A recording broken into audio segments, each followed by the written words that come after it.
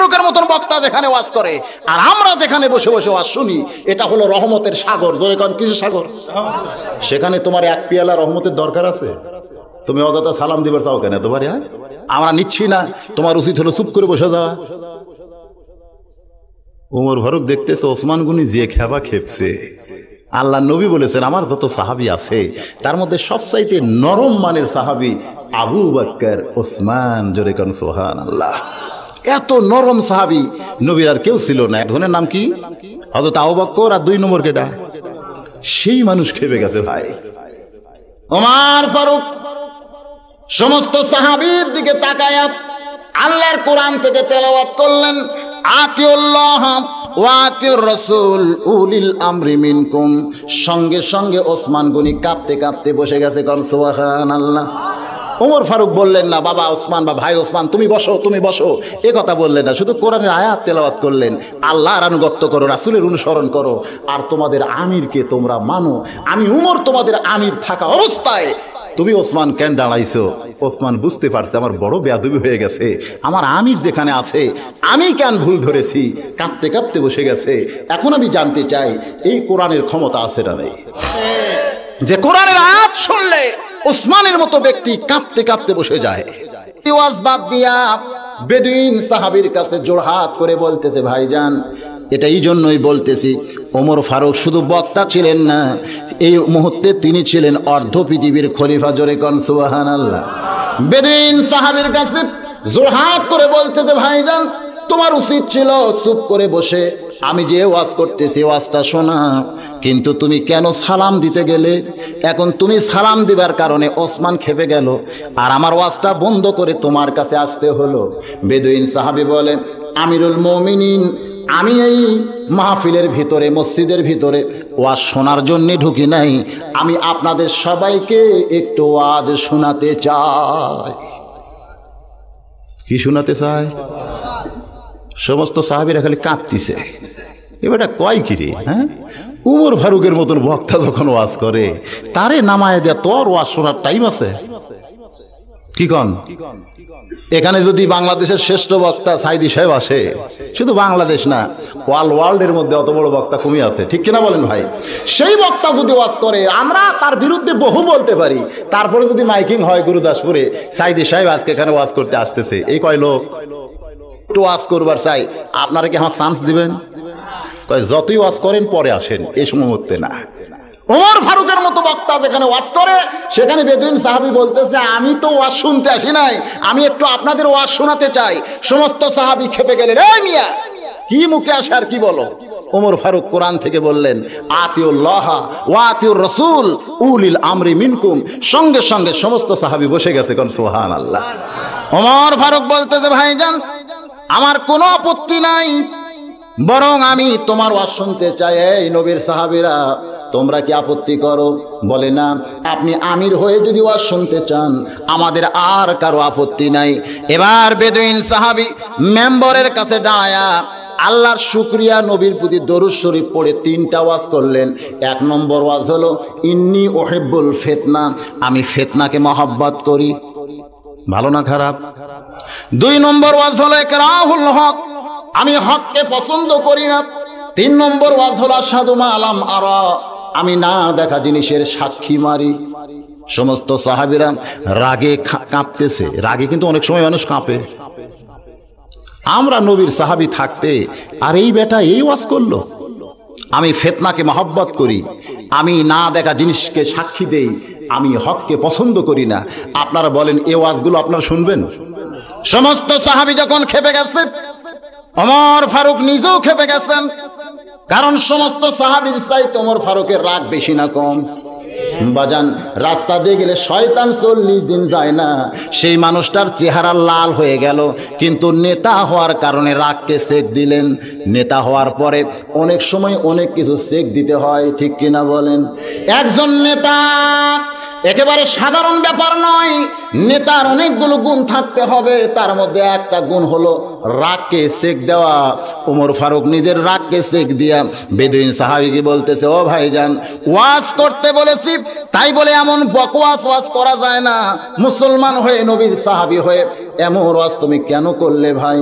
না, যেরকম বর্তমানে মমতাজ পাগলি কয়, আগে করো রে মন আখেরের কাজ, ধ্যান যুগে হয় দিলের নামাজ, ও তোমার পাঞ্জি গানা নামাজ পড়া লাগবি না। কয় 5 ওয়াক্ত নামাজের দরকার নাই, দিলের নামাজে নাকি আসল নামাজ। নাউজুবিল্লাহ, জোরে কন। এ ওয়াজটা যদি এখানে কোনো বক্তা করে যে এতদিন 5 ওয়াক্ত নামাজ পড়েছেন, এখন থেকে 3 ওয়াক্ত পড়লেই চলবে, ওয়াজ শুনতে নতুন মনে হবে, কিন্তু বক্তা কেউ ছাড়বি ভাই? ওমর ফারুক বললেন, স্ক্রু ঢিলা হয়ে গেছে, পাগল হয়ে গেছে, পাগলকে আমি জেলখানায় বন্দি করব 3 দিনের জন্য। জোরে কন, কয়দিন? যদি এর মধ্যে পাগলামি সারে তাহলে ছাইড়া দিব, আর যদি পাগলামি না সারে 21 দিন পর তার ফাঁসি দেওয়া হবে। এই নিয়তে বেদুইন সাহাবীকে কারাগারে বন্দি করে ওমর ফারুক সমস্ত সাহাবীর কাছ থেকে বিদায় নিলেন। ভাইজান, সেদিন রাত্রিবেলা ওমর ফারুক বাড়িতে ঢুকেই তার বিবিকে বলতেছেন, এই আব্দুল্লাহর মা, ওমর ফারুকের একটা ছেলে আছে, নাম কি? আব্দুল্লাহ। নামটা ভালো না খারাপ? আজকে আমরা অনেকে আব্দুল্লাহ চয়েস করি না। আমার এক ছোট ভাইয়ের বাচ্চা হয়েছে ছেলে, তার বয়সে আমার একদিন কইল, হুজুর আপনি তো মৌলানা মানুষ, একটা নাম রাখেন। আমি বললাম আব্দুল্লাহ। না, এই ডবল মডেল, ওটা চলবি না, একটু রাঙে আসছে, ভালো নাম তোর নাই। কয়েকদিন পরে দেখলাম ওই ছেলের নাম রাখছে। আমি বলি কি নাম? কয় রকি। ভালোই নাম রাখছে, আপ টু ডেট নাম। দেখতেছেন না বর্তমান যুগে আমাদের যুবকের ব্যবসায়ী 4 বছর আগে একটা গান গাইলো, আকাশিতে লক্ষ তারা, চাঁদ কিন্তু একটা রে। চাঁদ কয়টা? গানটা কোরআনের মধ্যেও আছে, সুবহানাল্লাহ কোন। সুম্মারজি ইল বাসার কাররাতাইনি ইয়ানকালিবু ইলাইকাল বাসারু খাশিয়া ওয়া হাসির ওয়া লাকাদ যায়্যানা সামাআদ দুনিয়া। জোরে কোন সুবহানাল্লাহ। আকাশের দিকে তাকাইলে তুমি লক্ষ লক্ষ তারকা দেখবা, চাঁদ কয়টা? গান কি ভুল কইছে না ঠিক কইছে? এরপরে আবার গান গাইলো, পড়ে না চোখের পলক, কি তোমার রূপের ঝলক, দোহাই লাগে আঁচল দিয়া মুখটা ঢাকো। আঁচল দিয়া মুখ ঢাকার কথা কোরআনে আছে। আমাদের ছেলেরা সেই ভালো গানটাই গাইলো ভাই। তারপরে আবার একটা গান গাইলো, আসসালামু আলাইকুম বিয়ান সাহেব। আর্ধেক ভালো আর্ধেক খারাপ, কারণ সালামের কথা কোরআনে আছে, সালামুন আলাইকুম তিবতুম ফাদখুলুহা খালিদিন। জোরে কোন সুবহানাল্লাহ। কিন্তু কারে দেওয়া লাগবে এইটা ভুল করছে। দেওয়া লাগবে ইমামরে, দেওয়া লাগবে মুন্সিরে, দেওয়া লাগবে মুয়াজ্জিন, দেওয়া লাগবে বাপ মা, কিন্তু বাদ দিয়ে দিছে বিয়ানক। তাও তো অর্ধেক ভালো অর্ধেক খারাপ ছিল। এরপরে আবার শুরু করছিল ফাটা যায়, জোড়া দেওয়ার বুদ্ধি নেই। গানের দিক দিয়ে কি আস্তে আস্তে ছেলেরা ভালোর দিকে যাচ্ছে না খারাপের দিকে? পোশাকের দিক দিয়ে 5 বছর আগে আপনার একটা ফুল প্যান্ট দেখছেন, উপর দিকে ঢিলা নিচের দিকে টাইট, নাম দিয়েছিল পায়জামা প্যান্ট। তারপরে আবার দেখলাম উপর দিকে টাইট নিচের দিকে ঢিলা, নাম দিয়েছিল বেল বটম। এখন আবার দেখতেছি টাইট টু টাইট, হাইরে টাইট, নাম দিয়েছে স্কিন প্যান্ট। যেটা পরে আর বসা যায় না, ওরা খাড়া হয়েই পেশাব করে। জোরে কোন ঠিক কিনা? দিন দিন আমাদের ছেলেদের চরিত্র ভালো হচ্ছে না খারাপ হচ্ছে? এজন্য ওয়াজ করতে আমি বলে থাকি, আগামী শনিবার স্কুল ভিজিট করবে টিও সাহেব। হেডমাস্টারকে কইছে আমি স্কুলে ভিজিটে যাইবে 11টার সময়। হেড স্যার স্কুল খুঁজে দেখতেছে একটা ছেলে দুষ্ট, নাম কালু। কইছে খবরদার শনিবার আসিস না। পাগলকে যদি বলে নৌকা নাড়াস না, তখন থেকে আরো কালুরে কইছে শনিবার আসিস না।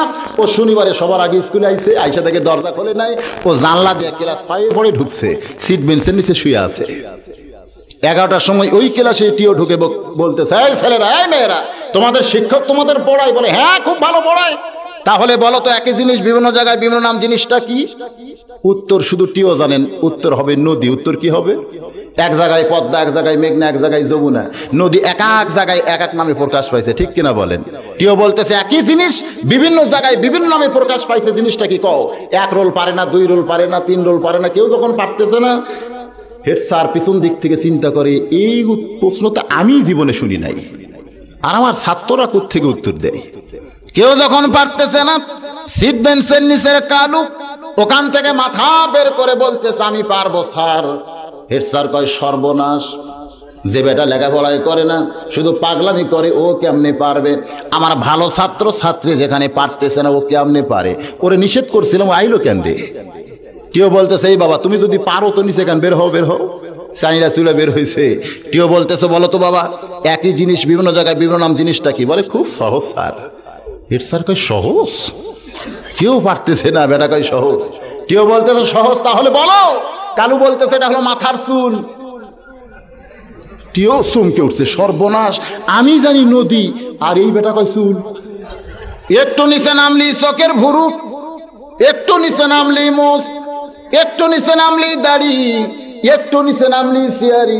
হেড স্যার জোর হাত করে বলতেছে, বাবা কালু রে, আর একটু নিচে নামিস না। যদ্দূর পর্যন্ত নামছিস বাবা, এখনো ভদ্র সমাজে বলা যায় কাপড়ে সুপড়ে নামলে কিন্তু বিপদ হয়ে যাবে রে বাবা, আর নিচে নামিস না। আমাদের যুবকেরা নামতে নামতে ফাটা যায়, নামতে নামতে খাড়া হয়ে পেশাব করা শুরু করছে। এই যুবকদেরকে আরো নিচে যদি নামতে দেন, এ সমাজ একদিন ধ্বংস হবে, ঠিক কিনা বলে? তাই যুবকদের লক্ষ্য করে বলতেছি, বাপজানেরা, এই মুহূর্তেই ভালো হওয়া লাগবে। হাসরের ময়দানে কোনো বান্দা যখন আল্লাহর সামনে দাঁড়ায় যাবে, আল্লাহ বলবেন, তোমার শৈশবকাল বুড়াকালের কোনো হিসাব লাগবে না, তোমার যৌবনকালের হিসাব দিয়া তুমি জান্নাতে চইলা যাও। এ হাদিস দ্বারা বোঝা যায় যৌবনকালটাই আল্লাহর কাছে ওয়াকফ করে দেওয়া লাগবে। জোরে কোন ঠিক কিনা ভাই? যে আওয়াজ করতেছিলাম, ওমর ফারুক বেদুইন সাহাবীকে কারাগারে বন্দি করে রাত্রিবেলায় তার বউকে ডাকতেছে, কি বলে? আব্দুল্লাহর মা। আমরা এরকম ডাকি না?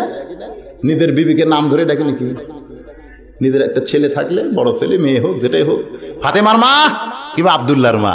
আর কতকগুলা মডার্ন বউক নাম ধরে ডাকে, রোকেয়া, রহিমা। ও বউ আর বলতেছে এসটি, তা আবার হা করে কয়, কারণ মুখের উপরে যে ঠোঁট পালিয়ে দিছে, এখন যদি আসতে যে কবার যাইলে এবড়া থেবড়া হয়, এজন্য ফাঁক করে কয় এসটি। আরে একটু জলদি আসো না। আরে বাবা যাচ্ছি তো। স্বামীকে আবার বাবাও কয়। এগুলো নাকি মডার্ন ভাষা। তোর এখন কি ভাষা রে? আল্লাহর বান্দারা, এভাবেই ডাকতে হয়। ওমর ফারুকের জীবনী থেকে পাওয়া গেছে, তার বিবিকে ডাকতেছে আব্দুল্লাহর মা। বিবি বলতেছে, স্বামী গো কি বলতে চান? বলে, আমার পেটে একটু ক্ষুধা লাগছে। অর্ধ পৃথিবীর খলিফার পেটেও ক্ষুধা লাগছে। কারণ সুবহানাল্লাহ, তরি ঘড়ি কি খাবার দেওয়া যায় না? সঙ্গে সঙ্গে সামনে খাবার দিছে, জবের আটার শুকনা রুটি আর খুরমা খেজুরের হালুয়া। আমাদের মতো মৌলবীদেরকে যেমন তেমন খাবার দিলে আমরা খুশি না বেজার? বাদান রে, অর্ধ পৃথিবীর খলিফার সামনে জবের আটার শুকনা রুটি আর খুরমা খেজুরের হালুয়া। ওমর ফারুক মুচকি হাসি দিয়ে দোয়া পড়তেছেন, আল্লাহুম্মা বারিক লানা। সবাই পড়েন, আল্লাহুম্মা বারিক লানা ফিমা রাযাকতানা ওয়া কিনা আযাবান নার। যখন আল্লাহর রিজিক সামনে আসে, এ দোয়া পড়ার দরকার আছে না নাই? ওমর ফারুক দোয়াটা পড়ে বিসমিল্লাহ আলা বারাকাতিল্লাহ বলে রুটি ছিঁড়ে হালুয়া নিয়া যখন মুখে দিতে যাবেন, এমন সময় কে যেন বলতেছে, ওমর রে, তোমার পেটে ক্ষুধা লাগছে আর তুমি খাইতেছ, কিন্তু যাকে কারাগারের মধ্যে বন্দি করে রাখছো সে খাইছে কিনা একটা বার খবর নিছো? নেতা কারে কয় রে মুসলমান? ইসলামী আদর্শের নেতা কারে কয়? কে যেন দূর থেকে বলতেছে, তোমারে ক্ষুধা লাগছে আর তুমি খাইতেছ, যারে কারাগারে বন্দি করছো সে খাইছে কিনা একটা আবার খবর নিছো? ওমরের হাতটা থরথর করে কাঁপতেছে। রুটির জায়গায় রুটি পড়ছে, হালুয়ার জায়গায় হালুয়া পড়ে গেল। এটা টোপলা করে গভীর রাতে হযরত ওমর যাকে কারাগারে বন্দি করেছে তার দরজায় গিয়া এতিমের মতো ডাকতেছে, ভাইজান, এই যে তোমার জন্য খাবার আনছি রে ভাই।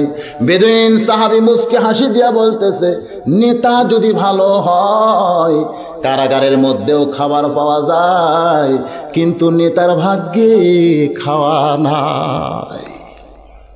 মারাত্মক একটা কথা বলেছে, নেতা যদি ভালো হয় কারাগারের মধ্যেও খাবার পাওয়া যায়, কিন্তু নেতার ভাগ্যে। আমাদের বাংলাদেশের নেতাদের সাইজ দেখছে, বুক এক জায়গা, পেট এক জায়গা, এক জায়গা বুক এক জায়গা পেট। দুই নেতা যদি কোলাকুলি করবার চায়, জীবনেও বুক ঠেকাবার পারবে না ভাই। কারণ দুই পেট লাগার পরে মাঝখানে 1.5 হাত ফাঁক হয়ে যায়। কয় হাত ফাঁক হয়? কারণ দুই পেট লাগছে তো, বুকের সঙ্গে বুক ঠেকান খুবই কঠিন। ওমর ফারুক চোখের পানি নিয়ে কাঁদতে কাঁদতে বাড়িতে চলে আইলেন। নিজের ঘরে যখন ঘুমাইতে চাচ্ছেন, এমন সময় বিবি বলতেছে, স্বামী গো আপনি কি খাবেন না? ওমর ফারুক চমকে বললেন, তুমি তো আমারে খাবার দিছো। বলে, আমি আপনারে ছাড়া কোনোদিনও খাই না, আর আপনারে খাবার দেওয়ার পরে আমি দূরে বসে আপনার খাওয়াটা দেখি। কোন সুবহানাল্লাহ। ওমর ফারুকের বিবি বলতেছে, স্বামী রে, এত বছর হলে আপনার সংসার করি, আজ পর্যন্ত আপনি খানার দোষ ধরলেন না। আপনার সামনে যেটাই দেওয়া হয় ওইটা আল্লাহর শুকরিয়া আদায় করে খাওয়ার পরে দুই হাত তুলে আপনি দোয়া করেন, আল্লাহ এত কষ্ট করে আমার বিবি রুটি তৈরি করে, হালুয়া তৈরি করে আমার সামনে দেয়, আমার বিবিরে তুমি জান্নাত দিয়া দিও। আপনি শুধু নেতা হিসাবে ভালো না, আপনি স্বামী হিসাবেও ভালো। সুবহানাল্লাহ। নিজের বিবি বলতেছে, আপনি এমন একজন মানের স্বামী, এতদিন হলে সংসার করি, কোনোদিন আপনি খানার দোষ ধরলেন না, বরং খাওয়ার পরে দোয়া করেন, আল্লাহ আমার বিবিরে তুমি জান্নাত দিয়ে দাও। যে বিবি এত কষ্ট করে আমারে পাক করে দেয়, আমরা কি কোনোদিন এরকম দোয়া করছি ভাই? হ্যাঁ, কি স্বামী হয়েছি আমরা। বাড়ির জায়গায় পাঁচ তেল দে, স্বামীর পায়ের তলে বইয়ের ব্যস্ত, বউ সমানে পাঁচ তেল দে, ফাটা মাওত। ফজরের নামাজ পড়া দোয়া করতেছে, আল্লাহ আমি ব্যস্ত চাই, ব্যস্তের মধ্যে হুর চাই। বউ কই ক্যারে পাঁচ তেল দিয়ে দিলাম আমি, আর হুর চাই। নামাজ শেষ হলে বলতেছে, স্বামী হুর কি? কই হুর হলো সুন্দরী নারী, তোর মতন বেসাই জানা। দুনিয়া তো তোর পাই আমি ঠকছি, মরার পরে ঠকবার চাই না, এজন্য বেহেস্ত চাই, আল্লাহ যেন বেহেস্ত হুর দেয়। বউ কই আইরে ফাটা মাওত তেল দে দেই, তারপরে হুর চাই।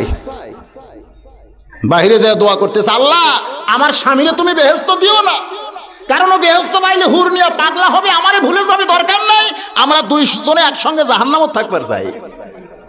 স্বামী রাগ করে কয়, তুই যতই দোয়া কর দোয়া কবুল হবে না, বেহেস্তের চাবি আমার হাতত।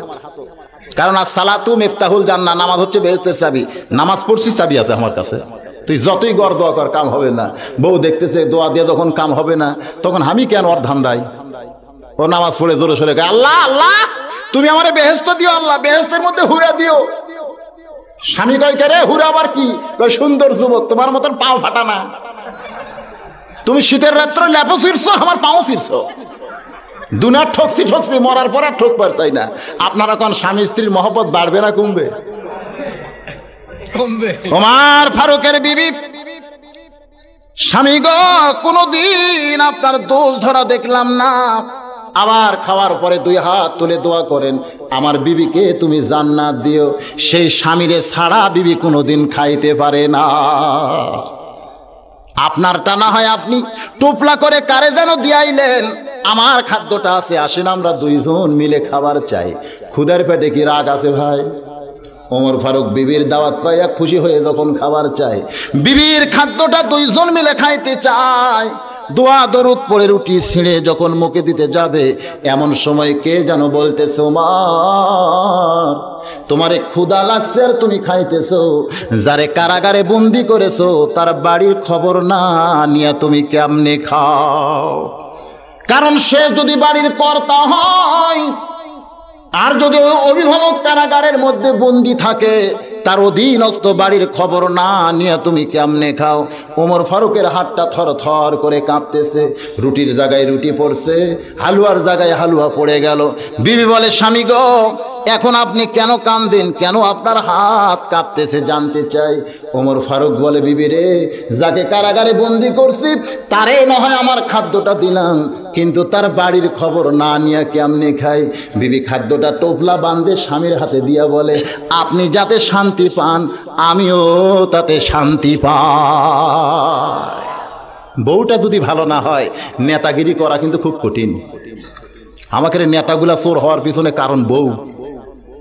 প্রতি মাসে 3 ভরি সোনার মালা চায়, এখন ত্রাণের টিন চুরি করা ছাড়া বুদ্ধি আছে ভাই? হাই রে নেতার বউয়ের ফ্যাশন। বউ ভালো হওয়া লাগবে, জোরে কোন কি ভালো হওয়া লাগবে? এই জন্যই বলতেছে, আপনি যাতে শান্তি পান আমিও তাতে শান্তি পাই। টোপলা বান্দা স্বামীর হাতে দিতে, চলে যান, আপনি চলে যান, যাকে কারাগারে বন্দি করছেন তার বাড়ি চলে যান, জোরে কোন সুবহানাল্লাহ। এত রাত্রে নেতাকে পাঠাই দিতে, চলে যান, আমাদের বউগুলা দিবে। আমি যতই হুজুর হই, রাত্রেবেলা যদি কারো বাড়ি যাওয়ার চাই, দরকার নাই, যাওয়ার সময় কার জানলার যে ভুলকি মারবেন? ওয়াজ তো ভালোই করেন, আপনি খালি চিনি না, মাঝে মধ্যে বিয়ে করবার চান, এরকম আছে না নাই? আপনারা তো গুরুদাসপুরের মানুষ, আমাকে হুজুর ভালোই জানতেছেন। আমি কদ্দুর হুজুর যদি জান পারছেন, আমার এলাকার মাঝে মধ্যে খোঁজরা লাগি ভাই জান, যে আমাকে এলাকার তো পাগল করে দিচ্ছে ওয়াজ করে, আপনাকে এলাকার খবর কি? এই বড় ফোন, এখন মোবাইলের যুগ হয়ে ভালোই হয়েছে, আপনাকে যাওয়া লাগে না, আমার খোঁজ খবরও নেওয়া লাগে না, এখান থেকে কল করেন আর তারিখ পান, ঠিক না? মাঝে মধ্যে চালাক হয়ে যাওয়া দরকার, ভ্যানত চড়ে না রিকশার চলে, সব মানুষকে বলা দরকার এবার হুজুরের খবর কি জানার দরকার আছে না নাই? ওমর ফারুক গভীর রজনীতে চুপি চুপি যাকে বন্দি করেছেন তার বাড়ির দিকে রাস্তা নেই, দুনিয়ার কোনো বডিগার্ড নাই। ওমাইয়া তাওয়াক্কাল আলাল্লাহি ফাহুয়া হাসবুহু, জোরে কোন সুবহানাল্লাহ। খাদ্যের টোপলা নিয়া বেদুইন সাহাবীর বাড়ি হলো পাহাড়ি এলাকায়, পাহাড়ের গুহার কাছে যাইয়া শুনতে পায় ছোট একটা বাচ্চা যেন কাঁদতেছে, বাবা বাবা বলে। কি বলে? ও বাবা, এত রাত হইয়া যায়, তুমি কেন বাড়ি আসতেছো না? ওমর ফারুক চমকে গেল, নিশ্চয় যাকে বন্দি করেছি তার ছেলেই তো এমন করে কাঁদতেছে। কাছে যাইয়া দুই হাত বাড়াইয়া ডাকতেছে, আয়রে বেটা আয়, আর কান্দিস না, আমি তোর বাবার দরদ নিয়া তোর সামনে দাঁড়িয়ে গেছি, বাবা আয় আয় আমার কোলে আয়। ছেলেটা আল্লাহর কোরআন থেকে বলতেছে, ওয়াকাযা রাব্বুকা আল্লা তা'বুদু ইল্লা ইয়াহু ওয়া বিল ওয়ালিদাইনি ইহসানান। এই নিশিরাতের পথিক, তোমার ভিতরে বুঝি আল্লাহর কোরআন নাই? সুবহানাল্লাহ বলেন। ওমর ফারুক চমকে উঠছে, বেটা কয় কি রে? এ নিশিরাতের পথিক, তোমার ভিতরে কি আল্লাহর কোরআন নাই? আল্লাহ কোরআনে বলেছেন, রে দুনিয়ার সন্তানেরা, আল্লাহর ইবাদতের পর তোমাদের 2 নম্বর দায়িত্ব হলো বাপ মার প্রতি ইহসান করা, দয়া করা, ভক্তি করা।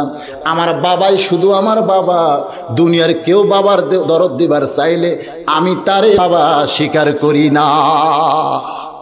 তুমি যতই বাবা বাবা বলে হাত বাড়াইয়া দাও, আমার বাবা ছাড়া আমি। বাপরে সালাম কালাম না দিলেও শ্বশুরে ঠিকই সালাম দেয়, আব্বা আসসালামু আলাইকুম, আব্বা কেমন আছেন আব্বা, কি ভদ্র। আর বাপের সামনে দিয়ে কুকুরের মতন ঘসঘস করা যায়, এরকম বেটা আছে নাই? বউয়ের বুদ্ধি শুনে ভিন্ন হয়ে যায়। বউ কইছে তোমার বুড়া বাপ খালি ফ্যাস ফ্যাসায়, আর তোমার বুড়ি মা খালি উকুন গেছে, আমার কলজা জ্বলে গেছে, আমি আর এই সংসারে থাকবো না। স্বামী বলতেছে তুইও যা, হামু তাই তো, আমরা ভিন্ন হয়ে যাই। বুড়া বাপ মারে সাইডে, যুবক ছেলে বউরে নিয়ে ভিন্ন হয়ে গেছে। আপনাদের এলাকায় বুঝি এমন নাই? হাজার হাজার আছে। এখন কতগুলো বেটা দেখবেন মা বসে আছে মাটির, 1 কেজি মিষ্টি নিয়ে গুরুদাসপুর থেকে বাড়ির যায়, মায়ের সামনে দিয়ে বইয়ের হাতত যা মিষ্টির প্যাকেট দেয়। মাও বসে আছে, মায়ের সামনে দিয়ে যায় বইয়ের হাতত মিষ্টির প্যাকেট দেয়। বউ মিষ্টির প্যাকেটটা মনে মনে কয়, হাই রে বুড়ি, তোর বেটা দেখ কি কাম করলো, তোর দিল না আমাকে দিল, মনে মনে এরকম কয় না? বউ কিন্তু খুশি হয়ে যায়, মাও দিল না দে। বউটাও সেই রকম মিরিজের একটা মিষ্টির প্যাকেট নিতে ফ্রিজের মধ্যে ঢুকাইছে। স্বামী বলতেছে, কে গো মিষ্টি ফ্রিজের মধ্যে ঢুকাইলা, তার মানে তোমার হুঁশ নাই? আগামীকাল আমার বাপ মা আসবে, তোমার হুঁশ নাই? স্বামী বলতেছে, খালি তোমার বাপ মারে খাওয়াবা, আমার বাপ মাও দিবা না? এতিম, বইয়ের কাছে এতিম হয়ে গেছে, খালি তোমার বাপ মাও খাওয়াবা, আমার বাপ মাও দিবা না? তোমার কান সারা জুতের বাড়ি, এরা তোর বাপ মা তোর বউ দেওয়া লাগবে কেন, তুই দিবার পারিস না? এরকম বেটা আছে না নাই?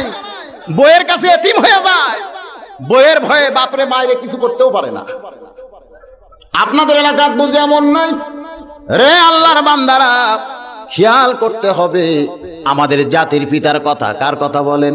ওয়াজ করতে আমি বলে থাকি, ইব্রাহিম নবী একবার ইসমাইল নবীর বাড়িতে বেড়াবার গেছে, দরজায় গিয়া জোরে সরে ডাকতেছে, বাবা ইসমাইল বাড়িতে আসো, বাবা ও বাবা ইসমাইল বাড়িতে আসো।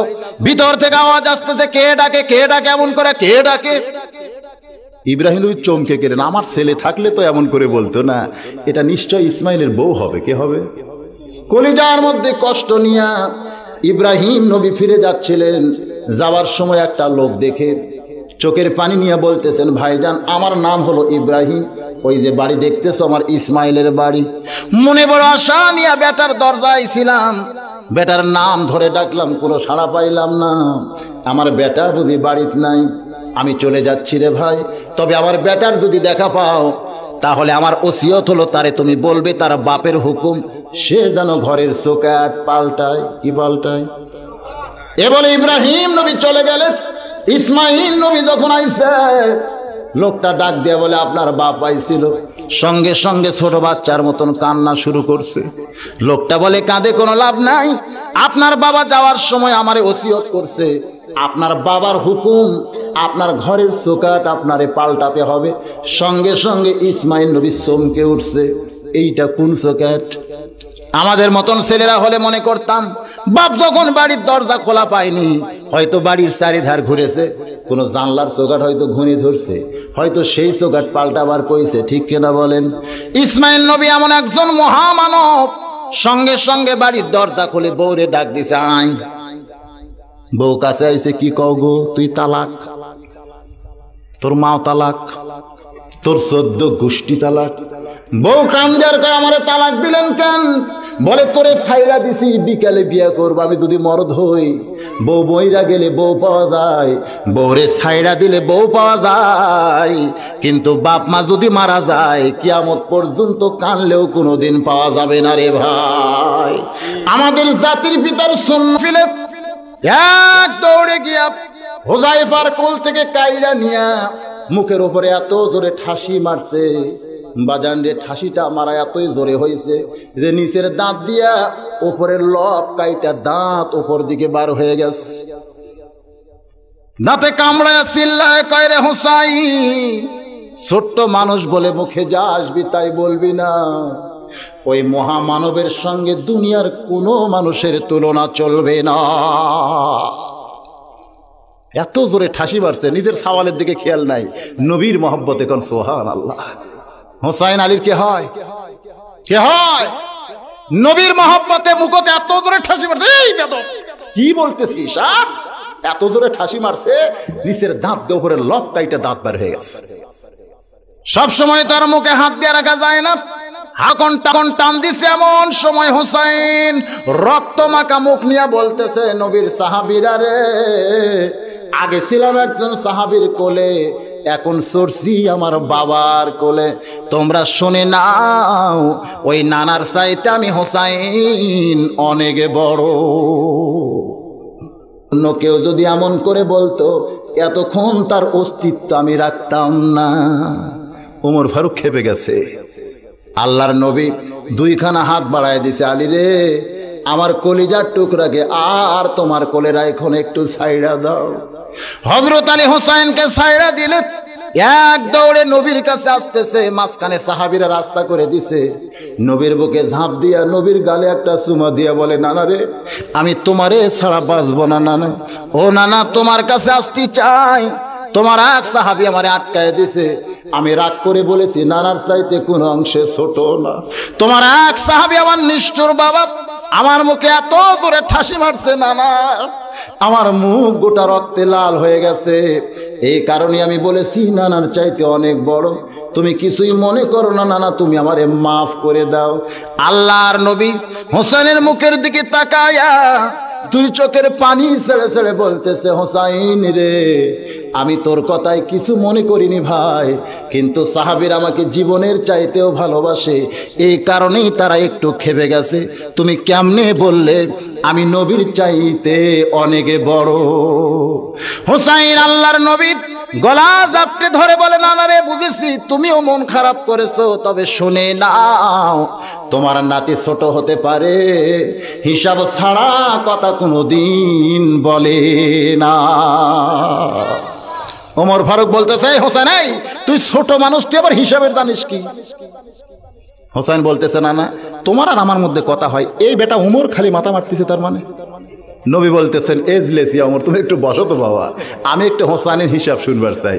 হোসাইন বলতেছে, আমার 1 নম্বর হিসাব তোমার বাপ আর আমার বাপ।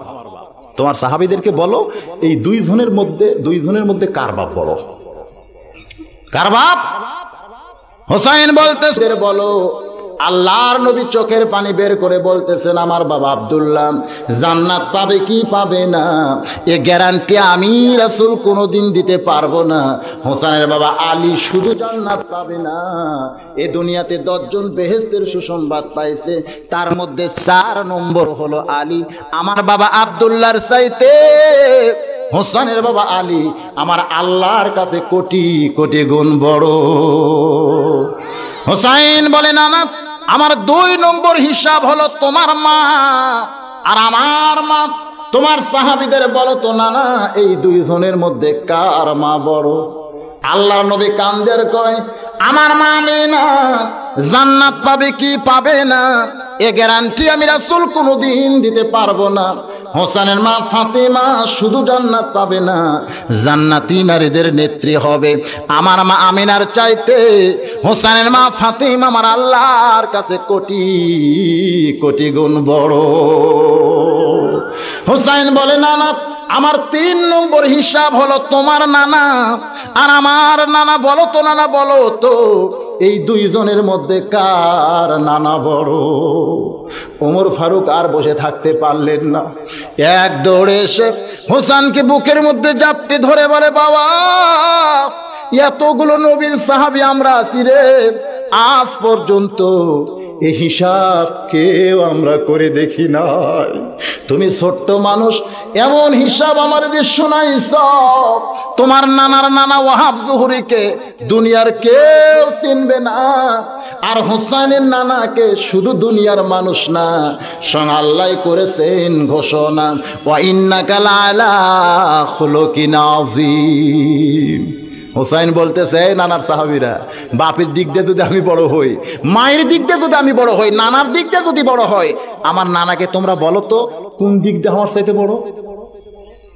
নবী আমার হোসেনকে 2 হাতে আসমানের দিকে উঠায় বললেন, এই সাহাবীরা এখন দেখো তো কে বড়, হোসেন না আমি? সব সাহাবী বলতেছে, হুজুর আপনার মাথার উপরে তো হোসেনের মাথা দেখা যায়। একটা সাহাবী বলতেছে, মাথা উপরে থাকলে কি হবে, পাও তো মাটিতে নাই। সেই সাহাবীর নাম হলো হযরত আলী। জোরে কোন কি? সমস্ত সাহাবীরা বলতেছে মাথা আপনার মাথার উপরে দেখা যায়, সব সাহাবীর এক কথা, কিন্তু আলী বলতেছে মাথা উপরে থাকলে কি পাও মাটিতে নাই। বাজান হযরত ওমর বলতেছে, ও ভাই আলী, তোমারে তো আমি চিনি রে ভাই, তোমার 2টা সন্তান জান্নাতি যুবকদের সরদার হবে, এমন একজন তুমি পিতা। যত নবী দুনিয়াতে আইছে আল্লাহর নবী বলেছেন কোন নবীর সন্তান জান্নাতি হতে পারে, তবে জান্নাতি যুবকদের সরদার হতে পারবে না। আর হযরত আলীর 2টা বেটায় জান্নাতি যুবকদের সরদার হবে। নবী হিসাবে আমি নবী বহু দিক দিয়ে সম্মানিত হয়েছি, কিন্তু বাপের দিক দিয়ে হযরত আলী আমার চাইতে বেশি সম্মানিত হয়েছে। এ ভাই আলী, তোমারে আমি চিনি, কারণ আল্লাহর নবী বলেছেন আদম থেকে আমি পর্যন্ত যত নবী আইছে দুনিয়ায়, নবীর বউয়েরা জান্নাতি হবে। জান্নাতি নারীদের নেত্রী কোন নবীর বউ হতে পারবে না। জান্নাতি নারীদের নেত্রী হবে আমার কলিজার টুকরা ফাতেমা। ওই ফাতেমার স্বামী যিনি, তিনি হলেন পৃথিবীর সব চাইতে দামি স্বামী। আলী বলতেছে, আমারে যদি এতই চিনেন তাহলে দরজাটা খুলে দিলেই হয়। বেদিন সাহাবীকে নিয়ে আমি তার সন্তানের হাতে তুলে দিতে চাই। ওমর ফারুক বলে, না, এমন মারাত্মক 3টা কথা বলেছে, আপনি যদি তার সাথে থাকেন আপনাকেও কারাগারের মধ্যে বন্দী করা হবে। কি করা হবে? আলী বলতেছে, ভাই ওমর, আপনি কি স্বৈরাচারী হবেন? ভাইজান, ওমর আর আলী এ মুহূর্তে যে অবস্থায় আছে, মনে হয় 2 জনের মধ্যে লাগবে ভাব। জোরে গান ঠিক কিনা? আমি কোরআন দিয়া 2 জনকে মীমাংসা করে একই প্ল্যাটফর্মে আনতে চাই, এবং আমরা সবাই এক দল হয়ে এই মাহফিল থেকে বিদায় নিবার চাই। আল্লাহ যেন তৌফিক দেয়। সবাই বলে আল্লাহুম্মা আমিন। আপনারা কি বাকি ওয়াজ শুনবার চান না?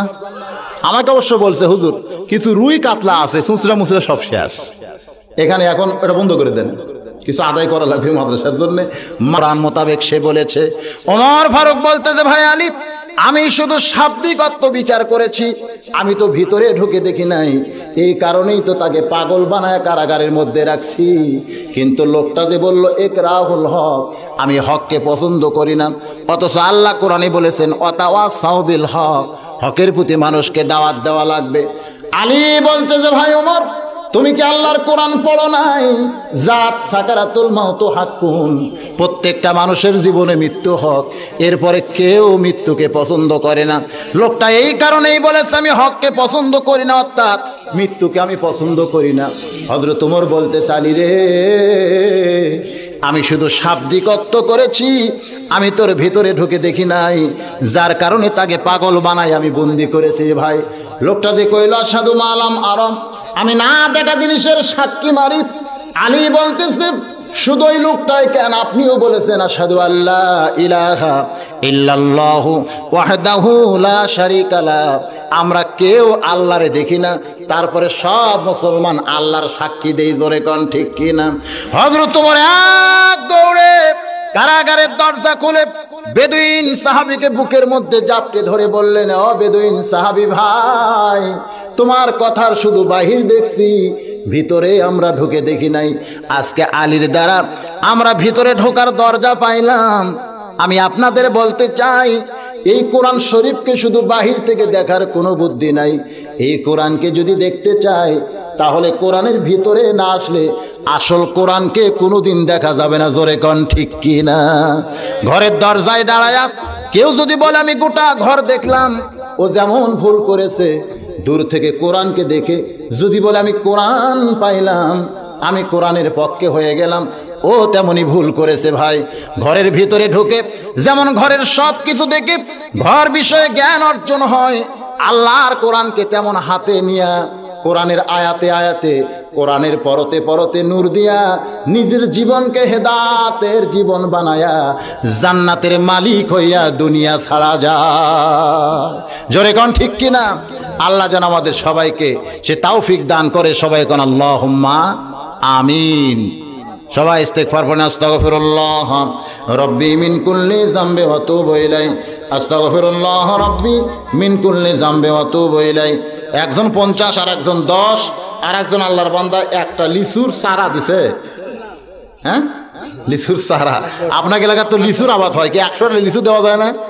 ওয়ালাম ইয়াকুল্লাহু কুফুয়ান আহাদ। বিসমিল্লাহির রহমানির রহিম। মাশাআল্লাহ।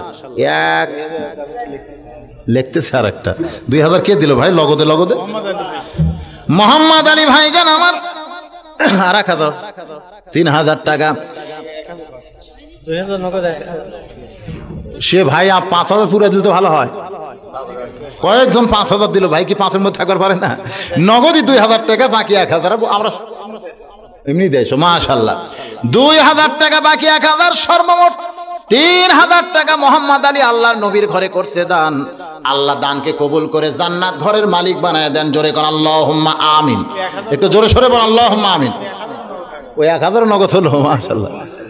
গুনতে কামা সাল্লাইতা আলা ইব্রাহিম ওয়া আলা আলি ইব্রাহিম ইন্নাকা হামিদুম মাজিদ। আল্লাহুম্মা বারিক আলা মুহাম্মাদ ওয়া আলা আলি মুহাম্মাদ কামা বারাকতা আলা ইব্রাহিম ওয়া আলা আলি ইব্রাহিম ইন্নাকা হামিদুম মাজিদ। আল্লাহুম্মা আমিন। রব্বানা আতিনা ফিদ দুনিয়া হাসানাতাও ওয়া ফিল আখিরাতি হাসানাহ ওয়া কিনা আযাবান নার।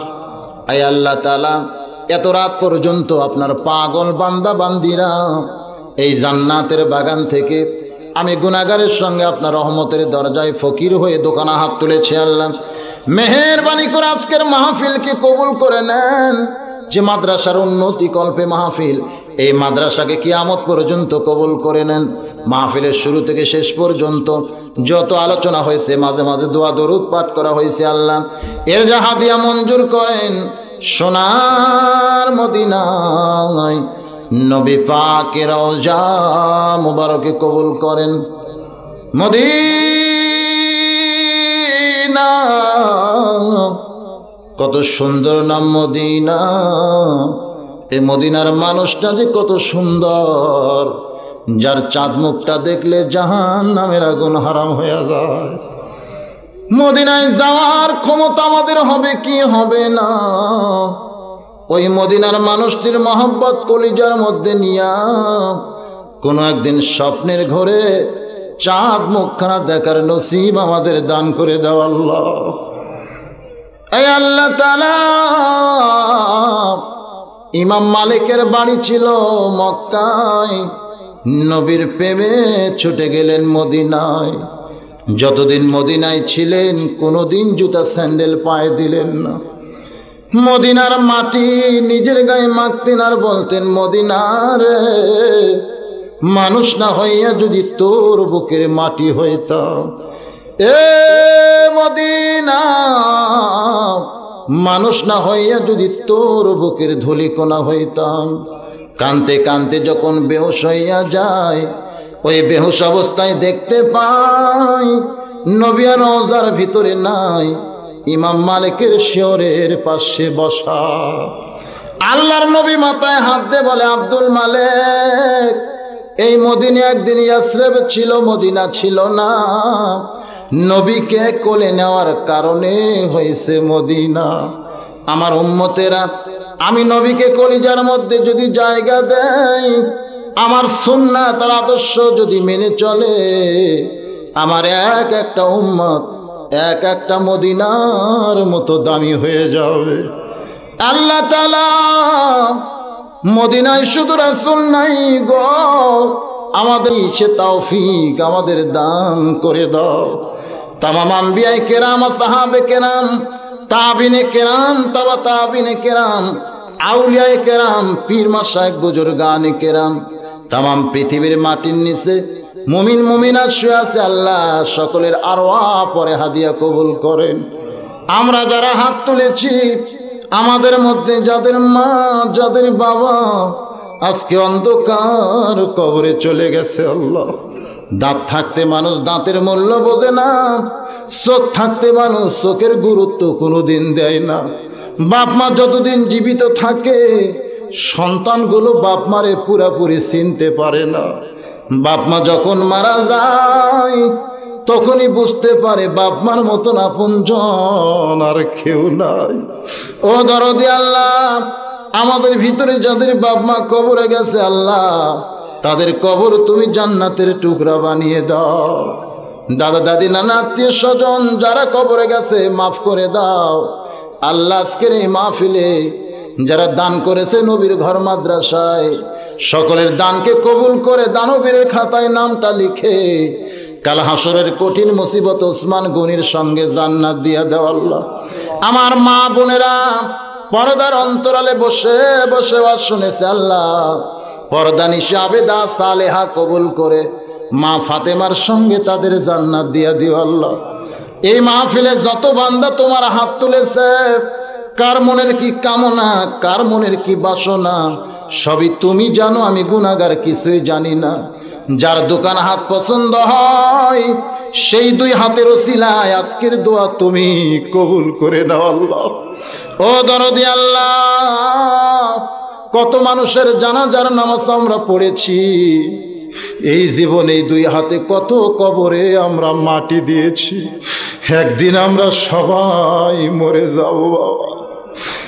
আরে আমরা কেউ দুনিয়াতে থাকবো না, একদিন মসজিদের খাটনি আমাদের বাড়ির আঙ্গিনায় চলে আসবে, বড়ই পাতার গরম পানি আমাদের দেহে ঢালবে, রঙিন কাপড় খসায়া সাদা কাপড়ের কাপড়ে চকলেটের মতন মোড়ায়া অন্ধকার কবরে আমাদের রেখে আসবে আল্লাহ।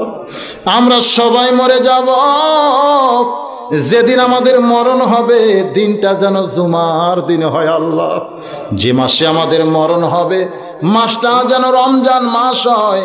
রোজা থাকা অবস্থায় ইমানের সাথে, ইজ্জতের সাথে এই দুনিয়া থেকে যেন বিদায় নিতে পারি। আল্লাহ আমাদের সবার জন্য কবুল করেন। গোটা বিশ্বের তামাম মুসলমানের প্রতি রহম করেন, আমাদের বাংলাদেশের প্রতি রহম করেন, অত্র এলাকার প্রতি রহম করেন।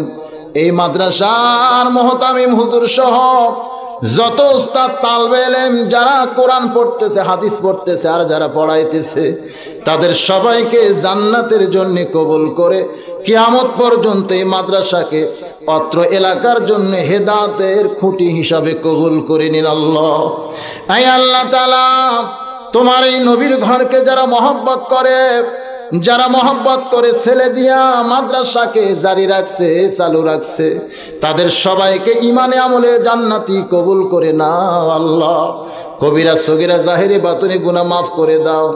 মরণ বেলায় আমাদের মুখের মধ্যে তুমি জারি রেখো লা ইলাহা ইল্লাল্লাহু মুহাম্মাদুর রাসূলুল্লাহ সাল্লাল্লাহু আলাইহি সাল্লাম। আসসালামু আলাইকুম ওয়া রাহমাতুল্লাহি ওয়া বারাকাতুহু।